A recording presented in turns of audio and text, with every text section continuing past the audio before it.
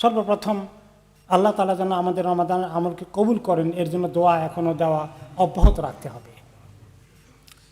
2 নম্বর হচ্ছে, আমরা বলেছি ঈদের সময়ে যে আমল কবুল হওয়ার লক্ষণ হচ্ছে রমাদানের পরে আমল জারি থাকবে, হঠাৎ করে থেমে যাবে। এটা হলো আমল কবুল হওয়ার লক্ষণ, যে কিছু কিছু কাজ তারা অব্যাহত রাখবে, যেগুলো রমাদানে কষ্ট করে করেছে সেগুলো জারি রাখবে। তার মধ্যে আমরা বলেছিলাম যে নামাজগুলো তারাবি তাহাজ্জুদ মসজিদে পড়েছি, এখন ঘরে পড়লে হয়ে গেল, এখনও মসজিদে জামাতে আসতে হবে 5 ওয়াক্তের জন্য, পুরুষদের জন্য অবশ্যম্ভাবী।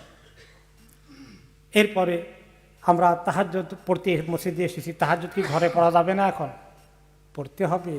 শুধু রমাদানে তাহাজ্জুদ পড়তে হয়, কিয়ামুল লাইল করতে হয়, রমাদানের পরেও করতে হয়।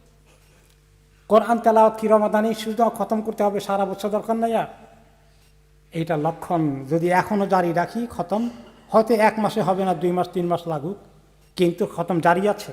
আমি প্রতিদিন পড়ি, কিছু না কিছু পড়ি।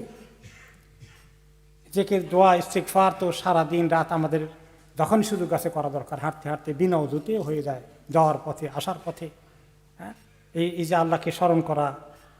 আর এই যে রোজার আমল আমরা জারি রেখেছি, অনেকেই 6 রোজার আমল করছি, তারপরে মাসের মাঝখানে 3 দিনের রোজা ইত্যাদি ফজিলতের আমলগুলো জারি রাখা, এটাও আমল জারি রাখার লক্ষণ, আমল কবুল হওয়ার লক্ষণ।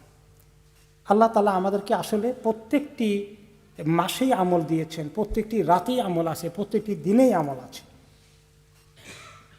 24 ঘন্টার মধ্যে যত বেশি সুযোগ কাজে লাগাতে পারি, যখনই সুযোগ পাই।